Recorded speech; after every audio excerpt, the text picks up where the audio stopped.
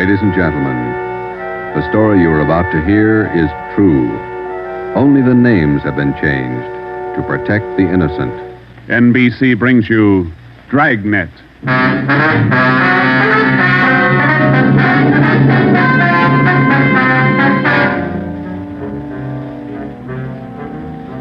You're a detective sergeant.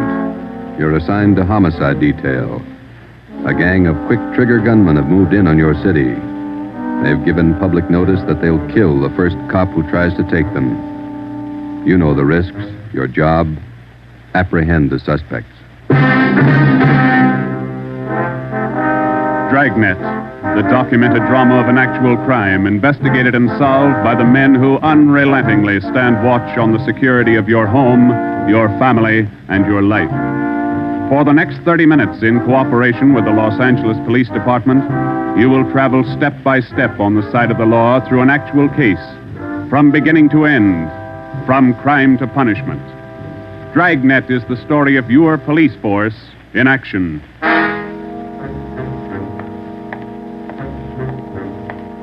It was Wednesday, April 17th. It was warm in Los Angeles. We were working the night watch out of homicide detail. The boss is Ed Backstrand, chief of detectives. My partner's Ben Romero. My name's Friday.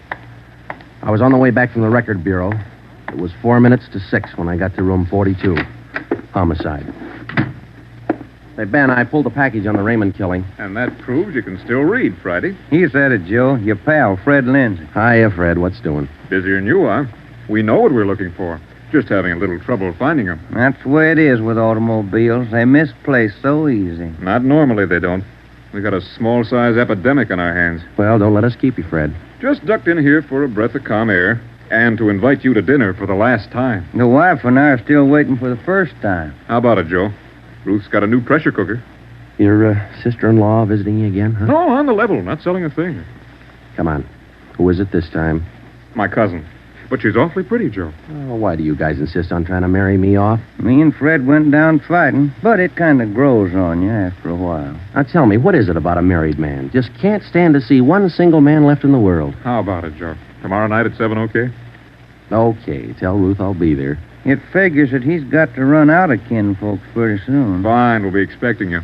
Got a stakeout tonight, but tomorrow I'll be clear. Anything big? Nothing definite, Ben. Just to follow up on those stolen cars. See you, men. So long, Lindsay. Joe, you'll like my cousin. Oh, never say die. What a character. You just catnipped women, Joe. Yeah.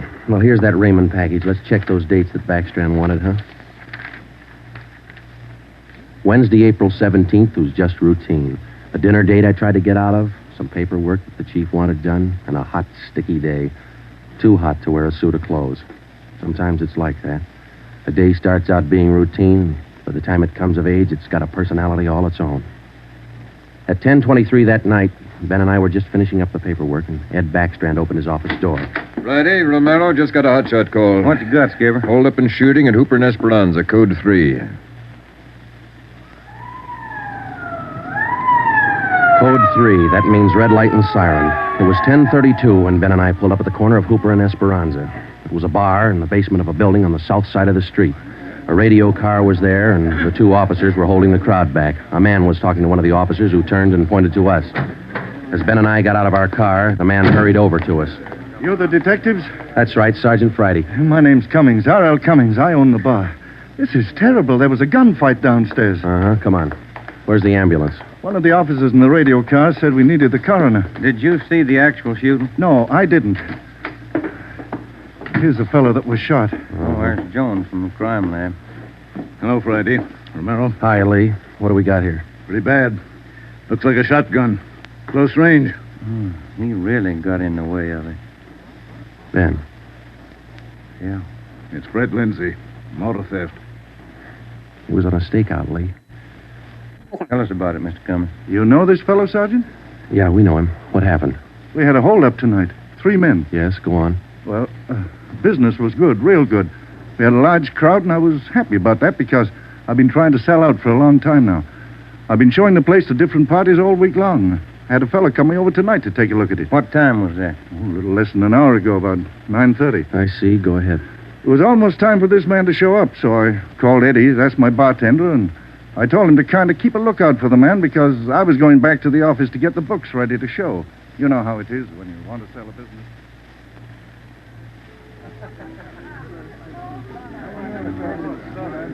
You'll watch for him, Eddie? You bet I will. If you want me, I'll be back in the office. Keep your mouth shut and stand still. Huh? You own this spot, don't you? Well, yes. What is this? You're the boy we want to see. Which one of you? All three of us. What's going on? What's it look like, genius? Just a stick-up. I haven't any money. You go to the bank on Thursdays, don't you? Well, I made my deposit today instead. I've been watching you for a month now. Don't give us that. You go to the bank on Thursdays. Now, come on, hand it over. I'm telling you the truth. I usually go on Thursdays, but I went today instead. You're lying, Ace, and we ain't got much time. Look, you can have all the money I've got on me. I think it's about 200, but that's all I have. Here. Why argue with him? Take what he's got and we'll shake the customers down. No, please don't do that. You got my money. Isn't that enough? No, it ain't. Come on, let's go out front. That's about all I remember, Sergeant. When I come around, I was lying on the floor of my office. You better have somebody take a look at that cut on your face. Yeah, I'm going to right away. There's my bartender. He saw the fight. What's his name, Eddie? Yeah. Eddie. Yes, sir? These men are detectives, Eddie. Will you tell them what you saw? Oh, it was pretty rough. And tell us what happened when they started to shoot. That fellow the coroner just took out of here sure was long on nerve. Took on all three of them single-handed. Uh-huh. Tell us what you saw. You ought to get that fellow's name. Sure had a lot of nerve. Took over just like he was a cop. He was a cop. Now, what did you see? I pegged him for a cop. Well, he was sitting up at the bar. Been nursing a bottle of beer for about an hour. I was keeping an eye on the front door, watching for this fellow the boss wanted to see, so I didn't see the three hold-up men come through from the back, but I heard them. All right, let's knock it off. You can all see this shotgun. Anybody make a move and I'll blow your head off. Demas, cover the front door. Got it. Sickle, shake him down. Okay, gents. You guys in the band, keep that music going. The rest of you people turn around and face the bar. Put your hands on top of the bar and leave them there till we tell you to move. Come on, hurry up. Knock it off. Okay, Sickle. We'll take your money, your watches, anything else you got. Now, don't try to be cute and hold out. All right, you, take off the watch. I'll get your billfold. You, lady, let's have the ring. This Come man on, they give me the called watch. Sickle went right down the line, took everything he could lay his hands on. This cop, your friend, was facing me at the far end of the bar. He was standing there just like the others. He kind of leaned toward me a little. Can you see the guy with the shotgun? Yeah, Where is he? center of the room. The other guy still at the door? Yeah, Got his gun out?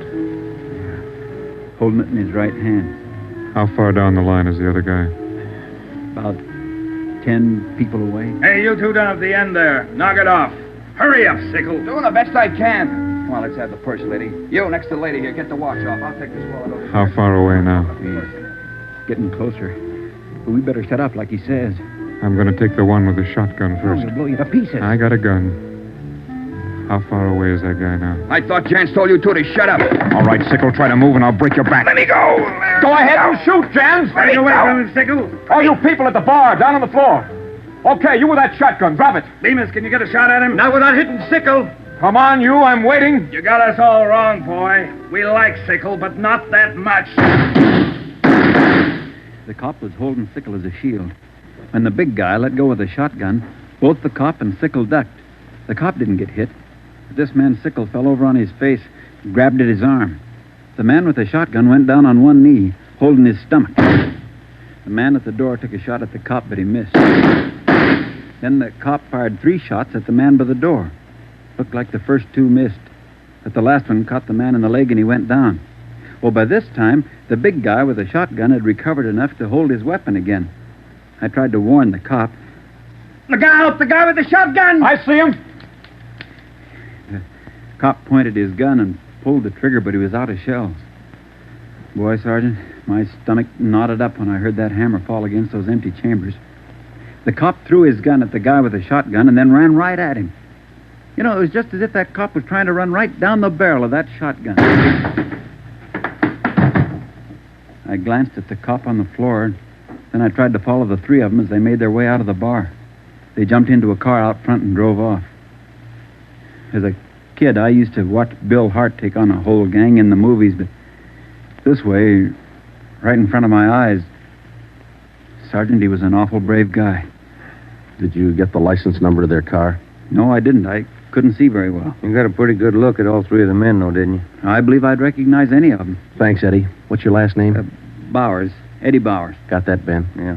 You'll be hearing from us, Eddie. We may want you to look at some pictures for us. Glad to help any way I can, Sergeant. I hope you get the men that shot this cop. You're sure going to try, aren't you? Yeah, Eddie. We're sure going to try. The next step was for Ben and I to make a complete report to Chief Ed Backstrand. They got Lindsay, huh? That Fred Lindsay an auto theft? Yeah, that's right. Good cut. You say he wounded 2 out of the 3 in that holdup? Yeah. That means they'll have to have medical attention in a hurry. We'll check all the small hospitals, cover all the drugstores to get a line on anyone who's bought medical supplies in the last hour. Uh-huh.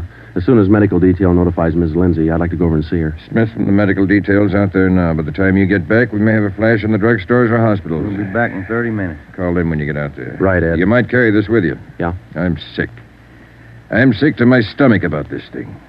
I want you to get those 2 bit punks. I don't want them to see another sunrise. Got that, haven't you? Yeah, Ed. Let's go, Ben.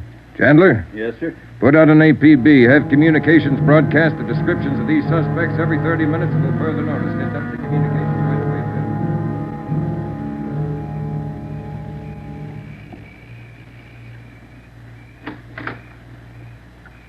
Hello, Joe. Come in. Thanks, Ruth.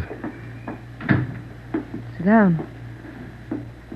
Ruth, you know how we all feel. It's all right, Joe. You're married to a cop, I guess you're meant to expect things like this.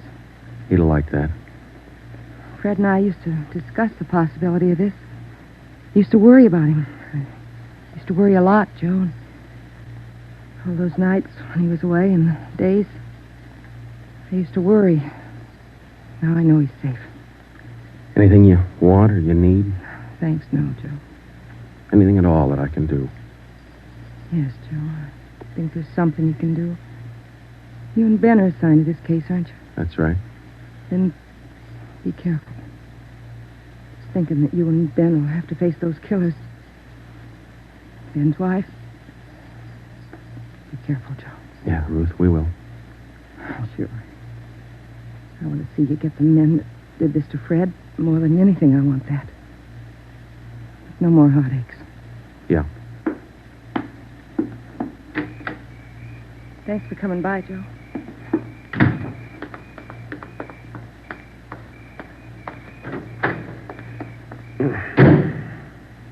How'd she take it, Joe? Let's go.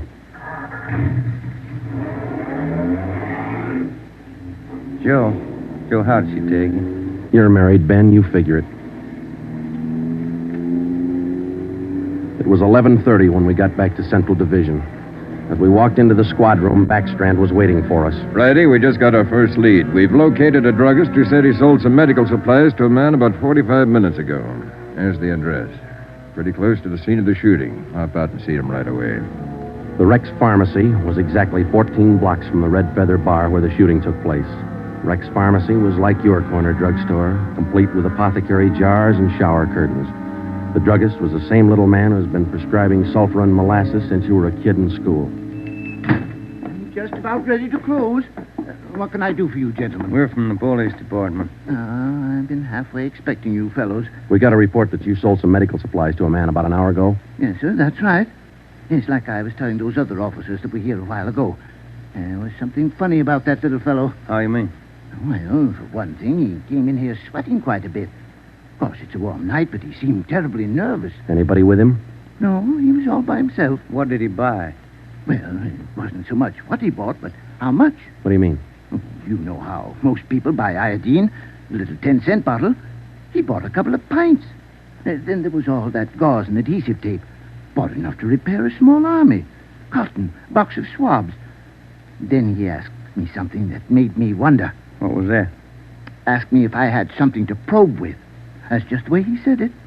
Something to probe with. I asked him, what do you want to probe for? What'd he say? Said a splinter. I told him a sewing needle would do the trick. He said, forget it, and then he paid me and walked out. Uh-huh. Could you describe the man? He was a small man, dark. Like I said, awful nervous. You think you could identify him? Oh, sure I could, if I ever saw him again. Well, did he leave on foot, or was there a car outside? Left in a cab, parked right out in front. Couldn't miss it. Did you happen to take down the license number? Well, no, I didn't. But I did jot down the taxicab number. Would that help? Taking down cab numbers isn't exactly in a druggist's line, but because he had the presence of mind to do that one small thing, we accomplished in 10 minutes what could have well taken as many weeks. Maybe with this small wedge, we could do what Backstrand wanted us to do. Get the killers before another sunrise. Well, it was close to midnight when we stepped into the drugstore phone booth. I called the cab company, got the night supervisor. I gave him the number of the cab, and he checked his location chart. Cab 375 was operating out of a stand at Wilshire and Greenhaven. He was the right driver, and he remembered the fare. Sure, I know who you mean. A little guy. Seemed in a big hurry. It was a long fare, though. I took him out to Inglewood. Wait till I check my log sheet. I'll give you the exact address.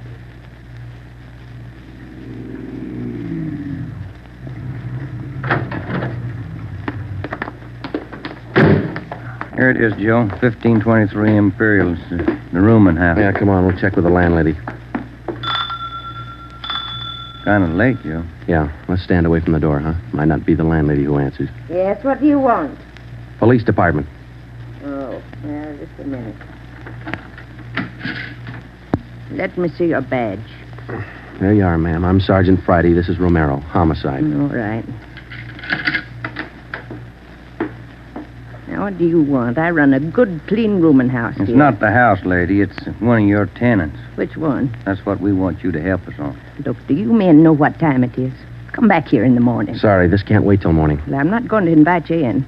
We'll talk right here on the porch and keep your voices down. My tenants work during the day. Whatever you say, ma'am. Now, what is it you want to know? We're looking for a small, dark man. Well, I got 3 here. Could fit that description. No, he came in late tonight, about 45 minutes ago. I wouldn't know about that. I don't spy on my people. This is very important. You'll have to keep your voices down. Sorry. He's dark and he's small. Oh, I didn't just say he was dark.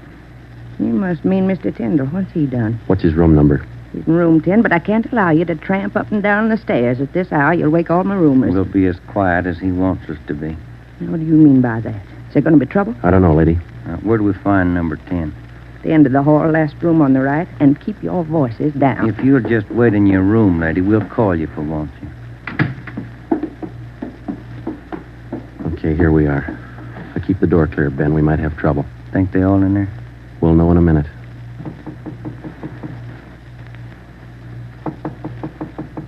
Who is it?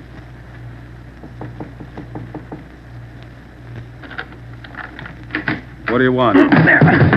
Police department. I'll try this closet, Joe. What do you want with me? What are you looking for? Closet's empty. What'd you say your name was? Tyndall, Bob Tyndall. New name, but same face, huh, Joe? Yeah, how long you been out of jail, Tenny? My name ain't Tenny, it's Tyndall. Your name's not Tyndall, it's Sam Tenney. We sent you up on a robbery charge 4 years ago. Now, isn't that right, Tenny? No, it's not right. You got the wrong man. I never been in jail. Yes, you have, because we sent you there. Now, come on. Who'd you buy the medical supplies for? I don't know what you're talking about. Look, Tenny, it's a hot night and it's late, so let's cut out the smart talk, huh? Who'd you buy those medical supplies for? Tenny, look, you're a two-time loser right now. Who are you shielding? You got nothing on me? I ain't done a thing. We can prove that you bought those supplies tonight, and it can go kind of hard on you. So let's open up. I've been out of this room all night long. We got a druggist and a cab driver who will make a liar out of you. I still don't know a thing. That cab driver hauled you home here 45 minutes ago. Where were you? I was out on a date. Is that who you bought the medicine for? Ben, call the druggist and get that cab driver. We'll take Tenny downtown. All right, all right. All I did was buy the bandages and stuff. I got nothing else to do with this. Who'd you buy the stuff for? Now, you know everything else. You figure it. Oh, now, look, punk. We know there were 3 of them. One of them killed a cop. We're going to get 2 of them, and Tenny, you're not going to stand in our way. They killed somebody. They didn't tell me that. Who didn't tell you? I don't want any part of murder.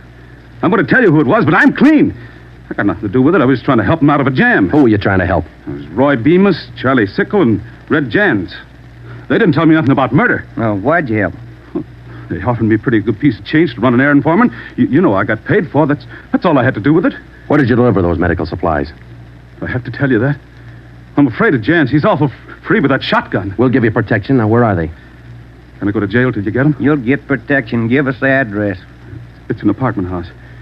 Just around the corner from here. The Blue Eagle. We took Sam Tenney down to Central Division with us. On the way downtown, he told us that Red Jantz and the other two had their room at the Blue Eagle barricaded. Tenny said that they told him that they'd kill the first cop who tried to take them. Well, we knew they were wounded. He told us that Sickle had an arm wound, Bemis got it in the leg, and Jantz had a slug in his side. We figured they'd be weak from the loss of blood, and we could take them easy. You'll never take those guys easy. Sure, they lost a little blood, but they had enough fight left to stack that room. And they got enough left to kill you if you try to take them. On the way to headquarters, we stopped at an all-night drive-in and called Ed Backstrand. We told him we had a radio car watching the Blue Eagle. We gave him the whole story and told him we were on our way in. By the time we checked into Homicide, Ed had the plan all mapped out. It was 2:25 a.m. Here's the map from the city engineers. It's one city block bounded on the north by Hawthorne Street, on the south Lawndale Avenue, on the east 16th Street, and to the west 17th. The Blue Eagle apartment house is right here, on 16th and Hawthorne. West of the Blue Eagle is a private residence. South of the Blue Eagle on 16th is a vacant lot. There are 12 apartments in the building. The men we want are on the second floor, number 11. And that apartment faces east on 16th. How do you want to handle it, Ed? Now, Baker and Moorheim will evacuate the private residence. Friday, and Romero clean out the apartment building. Right, Skip. All traffic is being diverted. The entire block is completely isolated. We'll throw up a cordon. As soon as we clear the residence, nobody goes in, nobody goes out.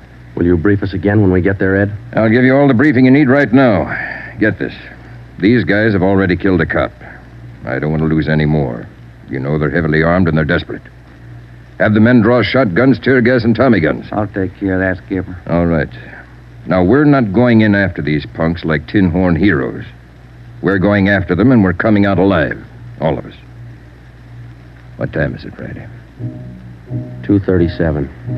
Not much time till sunup, is it?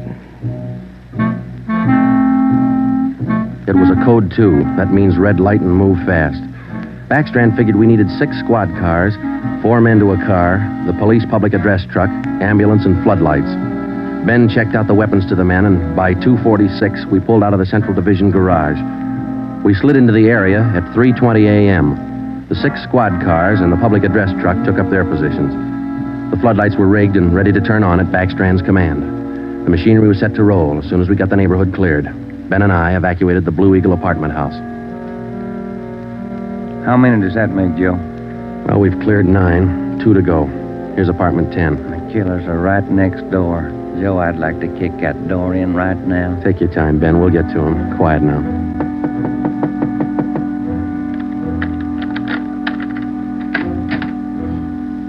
Yeah, what is it? Police department. May we come in? Yeah, of course. What's the trouble? No trouble. We're evacuating the building. Now, we'll have to ask you to leave by the back door. We'll notify you when to return. Please leave quietly and lock your door. What's going on? No time to explain. Thank you very much for your cooperation. Okay, now, we'll skip 11 and go to 12. Yeah.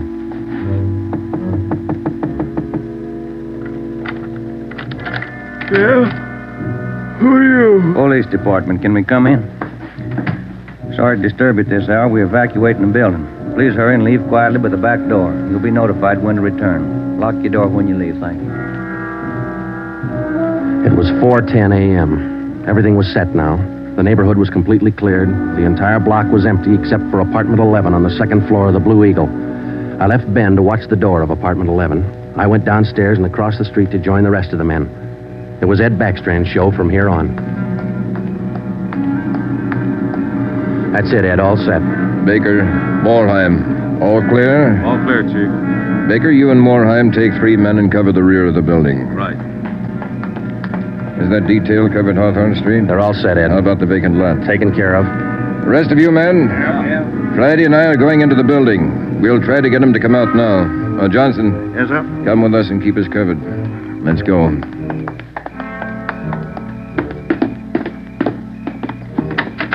Apartment 11's up at the head of the stairs, Ed. Right. Any action, Romero? Not a thing, Skipper. Keep down, all of you. I'll try to get them out. Jantz, Bemis, Sickle, you're all alone. The building's clear. Come on out with your hands behind your head. Come on out, Jantz, or we'll come in and get you. You hear me? I hear you, Ed. Come on, let's get out to the street. Johnson, cover that door and be careful. Keep down. Right, Chief. Friday, Romero, come with me. We left Sergeant Johnson to watch the door, and we ran out into 16th Street and ducked down behind the police sound truck. The floodlights hit the side of the building. Backstrand grabbed the microphone. Jance, Bemis, Sigel. You've got 30 seconds to come down out of that room. Walk out backwards with your hands behind your head. Stay together. Don't fan out. 30 seconds, Jance. They're making it tough, Ed. Romero, lob some tear gas through that window. Right, Skipper. Come on out, Bemis. We're giving you a chance. That's more than you gave that cop in the bar. Come on out. That's Jance, Ed. He isn't coming out. They must have got Johnson because they're in another room. Shoot the gas in there. That's not going to get him out, Ed. Give it time, Friday. Burn those floodlights in up there. Friday, rake that second floor with a Tommy gun. Let's keep them in one room. Right. Hold your fire, Friday. George, give us a couple of masks. Ben and I are going in. The rest of you men concentrate your fire on those 2 rooms. Hit them down. Here's your mask, Joe. Let's go. Come on.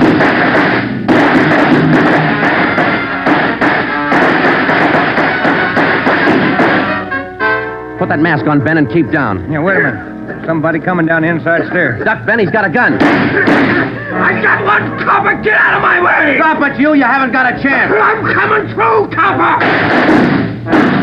I think I stopped him, Joe. Can you see Johnson? No, it's too much gas in there. All right, you 2 up there. We got one of you. The other 2, come on out. Joe, think we got him? I don't know. Can you see Johnson? No, Joe. It's still too thick in there. I'm going in, Ben. Cover me. Come on. We know there are 2 of you up there. Just one, copper. Throw your gun down the stairs ahead of you. Hurry up. Shotgun, Joe. Jance. I see him. I'll take him at the foot of the stairs. All right, I got my hands up. I found Johnson, Ben. All right, Jance, outside. Come on. Move. Put the handcuffs on him, Ben. I'll cover you. How's Johnson? I don't know. Ed, get the ambulance crew over here. Jance, who's this other guy we got? Bemis. How about Sickle? I said just one, didn't I, copper? Never mind the smart talk, Jance. Now just answer the question, huh? Sickle wanted out of it a long time ago, so I let him out. He's upstairs. I let him out the back way. Mean you shot him? He wanted out, didn't he? All right. We'll take him in. Johnson's in the ambulance. I'll see you in the office. Yeah. Right, Skipper.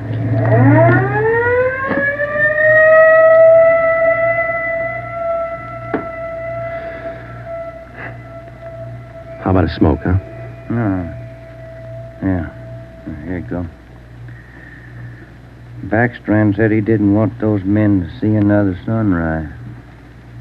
Yeah. 5 minutes to 5, Joe. Sun ought to be up. Yeah. But look, Ben. It's cloudy. Guess we'll never know, huh?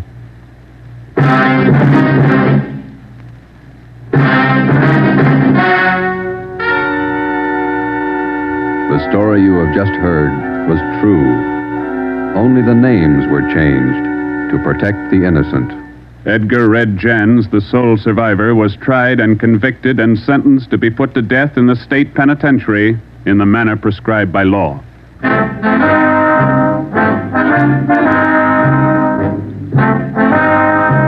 You have just heard the 4th in a new series of authentic cases from official files. Technical advice for Dragnet comes from the office of C.B. Horrell, Chief of Police, Los Angeles Police Department. Tonight's program is dedicated to radio car patrolman Forrest E. Sawyer of the Denver, Colorado Police Department, who on the evening of March 8, 1937, gave his life so that yours might be more secure.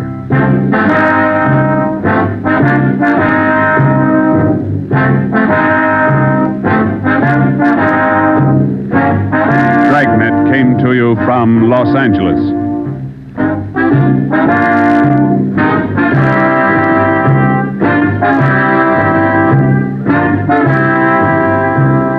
This is NBC, the national broadcasting company.